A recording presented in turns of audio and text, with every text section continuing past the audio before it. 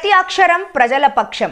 HR9 news టీవీకి స్వాగతం, సుస్వాగతం. భద్రాద్రి కొత్తగూడెం జిల్లా అశ్వారావుపేట నియోజకవర్గం చంద్రగొండ మండలంలో అంబేద్కర్ కాలానికి చెందిన దళిత సోదరులు ఎవరైనా మరణిస్తే దహన సంస్కారానికి శ్మశాన వాటికకు తీసుకెళ్లడానికి దారి లేక ఇబ్బందులు పడుతున్నారని సామాజిక మాధ్యమాల్లో తెలుసుకుని ఆదివాసీ నాయకులు తంబర్ల రవి చంద్రగొండలో ఉన్న బీజేపీ, టీడీపీ పార్టీ నాయకులతో కలిసి దళిత సోదరులను కలుపుకొని శ్మశానానికి వెళ్లే దారిని పరిశీలించారు. ప్రభుత్వాలు మారుతున్నా పేదల బతుకులు మారడం లేదని ఎంతో మంది అధికారులకు ఎన్నోసార్లు వినతిపత్రం ఇచ్చినా కూడా స్పందన లేకపోయిందని, దీనిపై మంత్రులు, స్థానిక ఎమ్మెల్యేలు స్పందించకపోతే పార్టీలకు అతీతంగా జనవరిలో ఉద్యమం చేస్తామని హెచ్చరించారు. ఈ కార్యక్రమంలో బీజేపీ పార్టీ నాయకులు గుగులోత్ శ్రీనివాస్ నాయక్, కోడె నాగేశ్వరరావు, టీడీపీ మండల మహిళా నాయకురాలు డాక్టర్ విజయలక్ష్మి, టీడీపీ మండల అధ్యక్షులు సత్యనారాయణ, వెంకటేశ్వరరావు, దళిత సంఘాల నాయకులు లక్ష్మీనారాయణ, విజయ్ తదితరులు పాల్గొన్నారు.